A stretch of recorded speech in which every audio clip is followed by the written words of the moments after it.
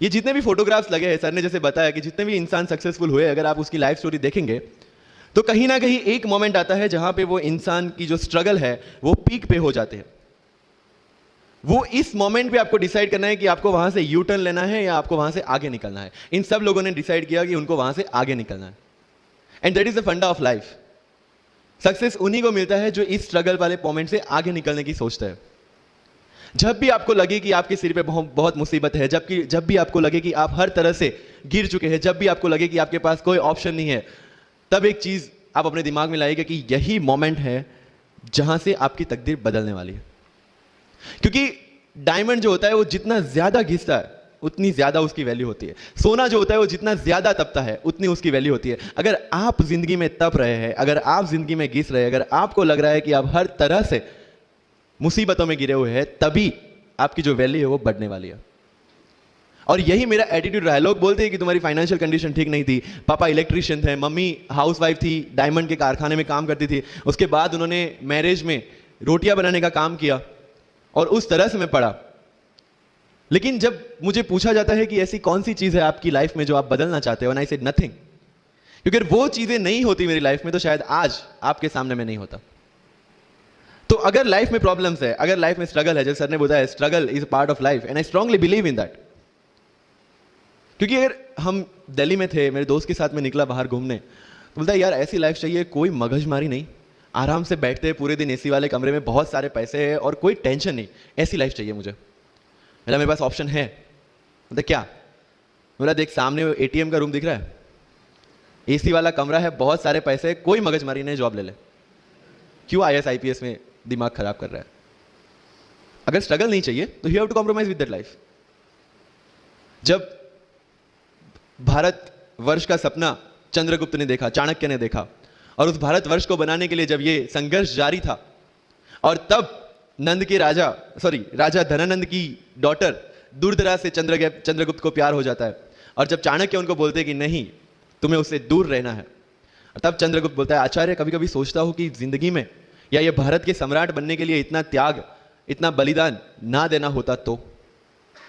और तब चाणक्य रिप्लाई करते हैं तो हर कोई भारत का सम्राट होता। This is the fundamental rule of life. अगर आईएएस बनने के लिए, आईपीएस बनने के लिए सैक्रिफाइस करना नहीं पड़ेगा, अगर उसके लिए आपको त्याग नहीं करना पड़ेगा, तो आज पूरे इंडिया में हर घर में आपको आईएएस आईपीएस मिल जाएंगे। So when you are entering into this game of UPSC और MPSC, make sure that you have to sacrifice anything which will take you to your goal. लेकिन प्रॉब्लम यह है कि हमें टेंशन होती है, यार दोस्त की एंगेजमेंट है, उसकी बर्थडे पार्टी है, उसकी शादी है, अटेंड नहीं करूंगा तो बोलेगा मैं तेरी शादी में नहीं आऊंगा, एंड ऑल। लेकिन बिलीव मी, जब आप आईएएस बन जाओगे, वो सामने से याद दिलाएगा भाई इनविटेशन कार्ड नहीं भेजा तूने। समझ रहे हो? तो जो कुछ भी इसके लिए सेक्रीफाइस कर रहे हो, वो जब आप उस पोस्ट पे पहुंचोगे, सब कुछ वर्थ है, सब कुछ। मेरा इंटरव्यू था यूपीएससी का, मुझे एग्जैक्ट डेट याद है, 23 मार्च को मेरा इंटरव्यू था। 28 फरवरी को मुझे हॉस्पिटल में एडमिट किया गया क्योंकि मुझे इन्फेक्शन हो गया था बॉडी में, एंड बहुत हाई फीवर था, तो आईवी के अलावा कोई ऑप्शन नहीं था। 1 मार्च को ठीक होकर मैंने सोचा चलो दिल्ली निकलते हैं। 2 मार्च को मैं दिल्ली पहुंचा। 3 मार्च को वापस से टॉन्सिलाइटिस का अटैक होने की वजह से फ्लाइट लेके वापस से पालनपुर अहमदाबाद, अगेन हॉस्पिटलाइजेशन। 15 मार्च को I got relieved from the hospital. 16 मार्च को मैं दिल्ली पहुंचा, और 23 मार्च को I gave my UPSC interview. तो 1 महीने का हॉस्पिटलाइजेशन। उसके बाद जब दिमाग में ये था कि मेरे साथ जो लोग इंटरव्यू दे रहे हैं वो 1 महीने से प्रिपरेशन कर रहे हैं, एंड 1 महीने से मैं हॉस्पिटल में था, again I thought this is the moment to prove yourself. I went to the interview, और पूरे इंडिया में 2nd highest marks in interview. This is not to say कि मैंने कितना अचीवमेंट लिया, this is just to say UPSC is all about this. मैंने कोई preparation नहीं की थी यूपीएससी के लिए, इंटरव्यू के लिए, but again I scored good marks in interview, because UPSC सिर्फ आपका नॉलेज चेक नहीं करता। Make it very clear in your mind, जैसे सर ने बोला it's a game of wisdom. आपको पहले ऑफिसर बनना पड़ेगा यहां से। यूपीएससी का काम तो सिर्फ थप्पा लगाना है कि हाँ ये ऑफिसर बन गया। जितने भी आईएएस आईपीएस ऑफिसर्स को आप मिलोगे, you will realise this thing कि ऑफिसर वाली क्वालिटीज इसमें पहले से है। आप जब प्रिपरेशन स्टार्ट करते हैं तभी से समझ लीजिए कि आपकी आईएएस और आईपीएस की ट्रेनिंग भी स्टार्ट हो गई। बिकॉज जो क्वालिटीज आपको चाहिए as an officer, as an IAS, as an IPS, क्या क्वालिटीज चाहिए? फर्स्ट ऑफ ऑल कॉन्फिडेंस, कि जब आप उस सीट पे बैठते हैं, आपके सामने कोई भी क्वेश्चन आएगा, you will be able to handle the issue. ये कॉन्फिडेंस लेके आपको उस सीट पे बैठना है। यही कॉन्फिडेंस चाहिए when you start the preparation. Decision making, अगर हर एक टॉपिक पे आप हर एक कोई को पूछने जाते हैं भाई इसमें कौन सी बुक पढ़ूं, इसमें क्या पढ़ूं, इसमें क्या करूं, then you are not suitable for this exam. लोग बोलते हैं कि एक साल में प्रिपरेशन, जैसे मैंने जून 2016 में मैं दिल्ली गया और जून 2017 में मैं अपियर हुआ and I clear UPSC and GPSC. People से कि सर एक साल की मेहनत में आपने एग्जाम क्लियर कर दिया। यस, टेबल और चेयर पे बैठ के करने वाली मेहनत एक साल की थी, लेकिन उसके पीछे की मेंटल प्रिपरेशन कितनी पुरानी थी। जब मैं प्राइमरी स्कूल में था तब सोचा था कि आईएएस बनना है, और तब से मेरी जो जर्नी है, तब से मेरा जो टेम्परामेंट है, तब से मेरा जो एटीट्यूड है वो इसी डायरेक्शन में था। जब कॉलेज में था तब मैंने एनजीओ स्टार्ट किया, 3 एनजीओ से मैं जुड़ा था। जब लोग सोशल मीडिया व्हाट्सएप और फेसबुक पे बिजी थे, मैं वहां स्लम में जाके बच्चों को पढ़ा रहा था। क्यों? क्योंकि मुझे पता था कि फ्यूचर में यही काम करना है, क्यों ना अभी से उसकी ट्रेनिंग ले लो। So I have invested my each and every moment for this goal, because जो पर्सनालिटी टेस्ट लास्ट में यूपीएससी लेता है, इंटरव्यू नहीं है वो, we consider it as interrogation. Interview को इंट्रोगेशन लेके चलते हैं, वहां पे पूछताछ होगी नहीं। अगर यूपीएससी के इंटरव्यू में 10 में से 9 क्वेश्चन के आंसर भी आप सॉरी सर और sorry ma'am, I don't know कह के देते हैं, उसका कोई इंपैक्ट नहीं पड़ता। इंपैक्ट पड़ता है वो 9 क्वेश्चन न आने का प्रेशर आप कैसे हैंडल करते हैं। आपके पसीने छूट जाते हैं या आप वही टेम्परामेंट के साथ इंटरव्यू कंटिन्यू करते हैं। मार्क्स उस चीज के हैं, मार्क्स है आपकी सोच के। एक ऑफिसर के तौर पे जब आपको आईएएस या आईपीएस की सीट पे बिठाया जाएगा, how will you treat the citizens of this nation? What will be your attitude to each and every person who is going to come and meet you? These things are being tested during UPSC interview. और इस सारी journey में अगर सबसे important कोई चीज है तो that is your learning attitude, और not for UPSC, for life even. Because when I am speaking in front of you in Hindi and English, to be very clear, I belong to rural background of Gujarat, और मेरा study जो हुआ है वो पूरा Gujarati medium में हुआ है, गवर्नमेंट स्कूल में। 12th तक का स्टडी मेरा गवर्नमेंट स्कूल में हुआ है, गुजराती बोर्ड में, गुजराती मीडियम में। And yet, I can give my UPSC interview in English in Delhi and score such marks. Where did it come from? कहाँ से आता है ये? मुझे अभी भी याद है, मेरा college National Institute of Technology Surat था, जहाँ पे मेरे साथ जो पढ़ने वाले बच्चे थे वो सारे सीबीएसई आईसीएसई वाले थे, और मैं एज ए एलियन वहाँ पे पहुँचा था, क्योंकि तब मुझे पता चला कि मैकडी जैसा भी कुछ है और उसमें बर्गर जैसा भी कुछ मिलता है। That was my first exposure to any metro city. And जब मैं उनसे इंटरेक्शन करता था और इंग्लिश बोलने की ट्राई करता था, तो जैसे संजू मूवी में इंग्लिश दिखाया गया है गुजरातियों का, जो जीरो को जीरो बोलते हैं, उसी तरह I was also like that. Mother tongue influence आ जाता है, it's very obvious. So I used to speak notes and not notes, और डोर एंड नॉट डोर, और don't and not don't. So they used to make fun of me. Safin, it's not don't, it's don't. Okay fine, I had 2 options, इधर I stop speaking English with them और improve on that and go ahead. I decided the second option.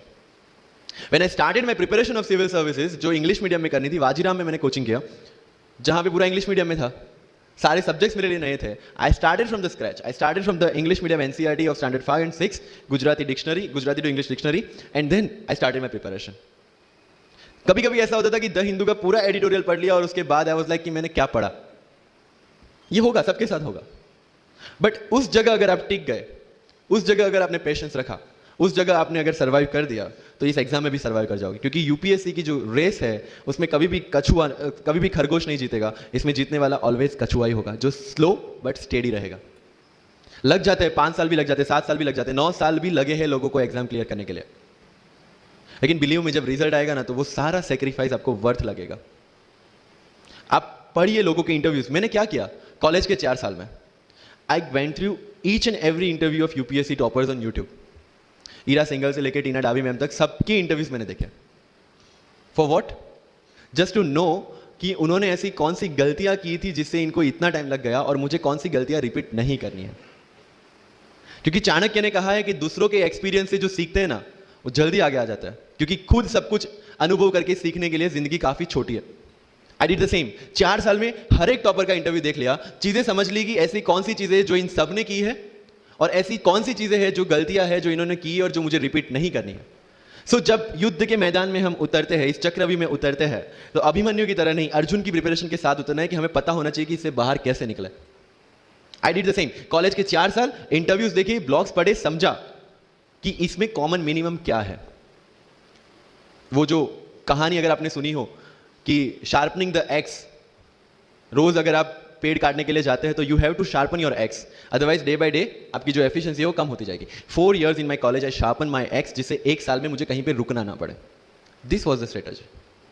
आज मेरे पास काफी messages आते हैं, sir please give me your strategy. I am sure आप में से काफी लोगों ने किसी टॉपर्स को पूछा होगा, please share your strategy. Why? हर एक की स्ट्रेटजी अपनी खुद की होती है।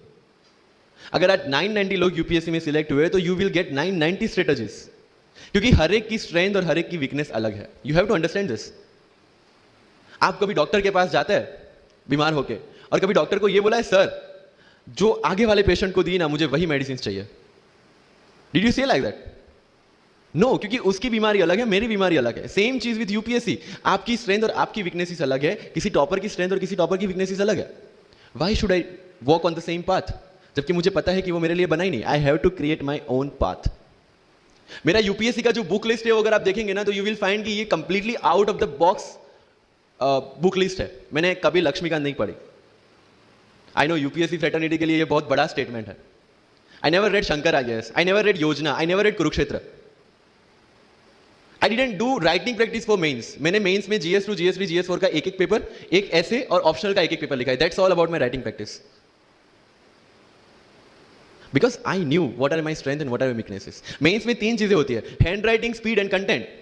When I was so sure about my handwriting and my speed, why should I waste my time on writing the papers? Instead of that, I focused on improving my content. Getting my point? So if you are the aspirant की जिसको लगता है कि 3 घंटे में मेरे से paper finish नहीं होता, then go for writing practice. Then write as much as you can because you need that. But किसी टॉपर ने 50 पेपर लिखे हैं, 3 टेस्ट सीरीज ज्वाइन किया है, इसलिए मुझे भी करना पड़ेगा। No, that is not the rule in UPSC. किसी ने ये टेस्ट सीरीज ज्वाइन की, मैं वहां चला गया, किसी ने वो टेस्ट सीरीज की, मैं वहां चला गया। No, you have to create your own path, and this was the biggest part of my UPSC preparation. सुनो सबकी, करो मन की। This is applicability of your mind, क्योंकि आपकी स्ट्रेंथ, आपकी वीकनेस आपसे ज्यादा अच्छा कोई नहीं जानता। आपके पेरेंट्स भी नहीं, आपका सबसे क्लोज टीचर भी नहीं। आपको 3 बार चीजें पढ़ के समझ में आती है, किसी को 5 बार पढ़ के समझ में आती है, किसी को 1 बार समझ में आ जाती है। But I want follow the same path जो आगे लोगों ने फॉलो किया। वो मेरे लिए बना ही नहीं। I have create my own path. Getting my point? Yes or no? So, जो मजदूरी है वो सड़क पे एक इंसान 12 घंटे गड्ढा खोद के भी करता है, और एक टॉप कंपनी का CEO भी 12 घंटे दिमाग चला के मेहनत करता है। लेकिन how he is different from that person on the road? Because he uses his mind. In UPSC we are supposed to do the same. मुझे पता चला कि भाई लक्ष्मीकांत मेरी मेंस की रिक्वायरमेंट फुलफिल नहीं करता। प्रीलिम्स जैसे सर ने बताया was not into consideration. I know कि उसमें सिर्फ एक ब्रिज क्रॉस करना है, एक हर्डल क्रॉस करना है। अगर मैं प्रीलिम्स में 180 भी लेके आया, 190, इवन 200 भी लेके आया, तो मेंस में तो मैं सबके बराबर ही खड़ा हूं। Why to waste your time and energy on something which is just qualifying? Instead of that, put your focus and energy to something, mains and interview, कि जिसकी वजह से आपको सर्विस मिलना है। Good marks in mains ensure that you are in the list. Good marks in interview ensure that you get the service of your preference. Prelims is about quality, mains is about quantity. Prelims में always मेरा target एक ही था, जो भी test में देता था, जो भी मैं सॉल्व करता था, I just need to cross 120, that's all. जितना सेफली मैं 120 क्रॉस कर लेता था, I put the paper aside, क्योंकि आज तक यूपीएससी का कट ऑफ कभी 120 से ऊपर गया नहीं और जाने वाला नहीं है। That was very clear in my mind. So minimum risk लेके मैक्सिमम आउटपुट लेना, वो प्रीलिम्स का काम था। एंड उसके लिए आपको सिर्फ प्रैक्टिस ही चाहिए। As sir said, there is no separate preparation for prelims. What I did, जनवरी तक मेंस ओरिएंटेड प्रिपरेशन, फरवरी से I started test series. Vajiram में जनवरी से टेस्ट सीरीज स्टार्ट हो जाती है। I started test series, I started revising the things, and then prelims आ गया, दे दिया, खत्म। Even I am telling you, 27 of April को मेरा रिजल्ट आया सिविल सर्विस 2017 का। I got 570 rank. I was sure that I will get IPS, but again that IAS वाली चीज, तो फॉर्म फिलअप किया हुआ था। आई एम लाइक ओके चलो दे देते आई। सो 15-20 दिन तो सेलिब्रेशन में निकल गए। रिजल्ट आया, आईपीएस बन गए, अच्छा है, चलो सही। बाकी बचे थे मेरे पास 1 वीक 1.5 वीक, जिसमें से मेरे पास पढ़ना, तो पढ़ूँ क्या। आई टुक विजन 365, जिसमें से मैंने पढ़ना स्टार्ट किया, वो भी not with full heart, you know, क्योंकि एक बार जो आपका सेलिब्रेशन चल रहा है, एक सेंस ऑफ सिक्योरिटी आ जाती है। मैंने जैसे तैसे किया, लेकिन विजन में से इस बार कुछ पूछा नहीं, किसी में से कुछ नहीं पूछा 2018 में तो, but still I clear the prelims based on the last year preparation. मेरे साथ जिन्होंने 2018 की प्रिपरेशन की थी, जो 12 साल से 18 के लिए जो लड़ रहे थे, they couldn't clear the exam. Why? Because prelims is just a mind game, you have to understand that. सबसे अच्छी बात प्रीलिम्स में ये है कि आंसर आपकी आंखों के सामने है, जो मेंस और इंटरव्यू में नहीं है। So it's the most safest game. You just need to understand the trick which UPSC follows, where it can misguide you. तो अगर आपने यूपीएससी के पिछले 15-20 साल के पेपर आपने देख लिए हैं, तो आपको समझ में आ जाएगा कि यहां पे गड्ढा है। अगर यूपीएससी ने इस टाइप का स्टेटमेंट रखा है, तो you have to be careful about this. But होता यह है कि हम विजन वाजीराम की टेस्ट सीरीज करके जाते हैं, हमारा माइंडसेट उस हिसाब से बन गया है, and then we try to attempt UPSC. So मेरा स्ट्रिक्टली एक ही चीज आपको कहना है कि अगर आपका प्रीलिम्स जून में है तो मिड ऑफ मई तक सारी टेस्ट सीरीज खत्म कीजिए, लास्ट 15 डेज में सिर्फ यूपीएससी के प्रीवियस ईयर के पेपर्स कीजिए, तो आपका जो माइंडसेट है वो यूपीएससी एंगल से सेट हो जाएगा। फिर you will not target the prelims exam from Vision और Vajiram point of view, you will do it from UPSC point of view. This is mind game, see this can not be taught in any class और this can not be written in any book, this you have to understand by yourself. Wisdom जो sir ने बोला, अगर 5 लाख लोग prelims में बैठते हैं और 15,000 क्वालिफाई करते हैं, what is different with those 15,000? There are certain keys जो आपको पकड़नी है प्रीलिम्स के लिए। Test series is a practice test. हम क्या करते हैं, टेस्ट सीरीज दे दिया, मार्क्स देख लिए, खत्म। No, that is not for your evaluation, that is part of your learning process. What I used to do sir, कि वाजीराम का जब टेस्ट खत्म होता था, मैं घर पे आके खुद उसकी की बनाता था। How does it help you? It helps me to understand the entire topic again, 1 to 100 question, 100 topics, again you are revising. Key में क्या होता है, जो 4 ऑप्शन दिए उसके इर्द गिर्द ही पूरा सॉल्यूशन देता है। जब आप गूगल पे पढ़ते हैं, you understand the whole topic again. तो अगर सेम टॉपिक में से कोई और क्वेश्चन भी आ जाता है, you already revise the things. This is how you will practice for prelims. अगर कहीं पे भी टाइम इन्वेस्ट कर रहे हो, you have to get optimum output out of that. लोग करंट अफेयर्स के नोट्स बनाते हैं न्यूज़पेपर पढ़ के, I never made any notes. Why? जब कोचिंग क्लासेस इतना पैसा दे के उनके लोगों को बिठा के न्यूज़पेपर में से, पीआईबी में से, पीआरएस में इतना अच्छा मंथली मैगजीन प्रिपेयर करते हैं, what's the need for me to write down the same thing again in my notes? उससे बेटर है कि मैं वो मंथली मैगजीन बार बार रिवाइज कर लूं। वाजीराम में एक सिस्टम है, 500 लोगों का क्लास होता है। अगर आपको फ्रंट रो में बैठना है तो you have to go 1 hour early. So मैं 1 घंटे पहले जाता था, लेकिन 1 घंटे पहले जाके लोग वहां क्या करते थे, they started discussing the things जिनके बारे में उनको खुद को पता नहीं होता। What I used to do, putting on my headphone, taking the monthly magazine and going through the sections one by one. 1 साल मंथली मैगजीन को 1 घंटे वहां बैठ के ही रिवाइज किया है, no extra time for that. और इसी हिसाब से प्रीलिम्स के पहले मेरे मंथली मैगजीन 5 बार रिवाइज हो चुके थे।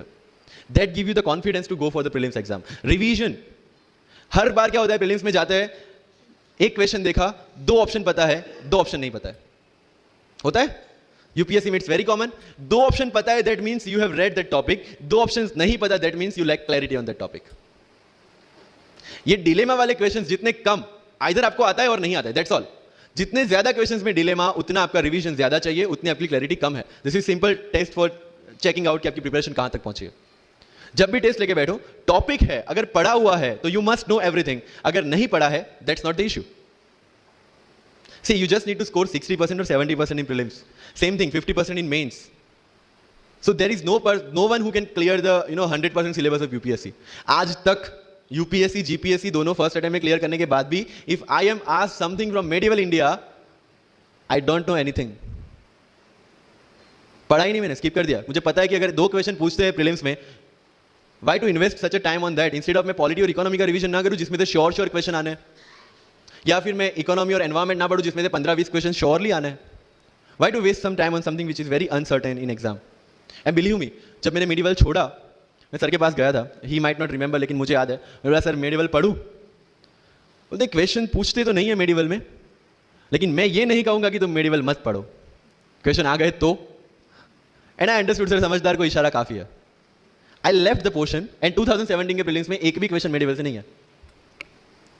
अब इसको आप लक बोलोगे, और ये लक तब बना जब मैंने कोई डिसीजन लिया, समझ रहे हो, राइट? तो सी यूपीएससी, मैंने पहले भी अपने इंटरव्यूज में कहा और आज फिर से करा, it's just a mind game, it's just a mind game.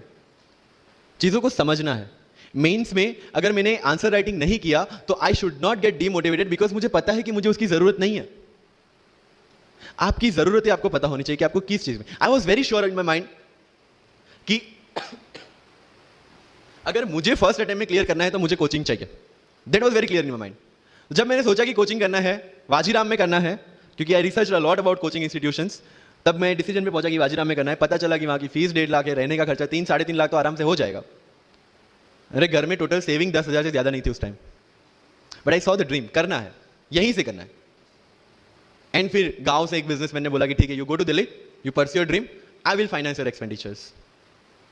But ये तब हो पाया जब I saw the dream without considering the situations.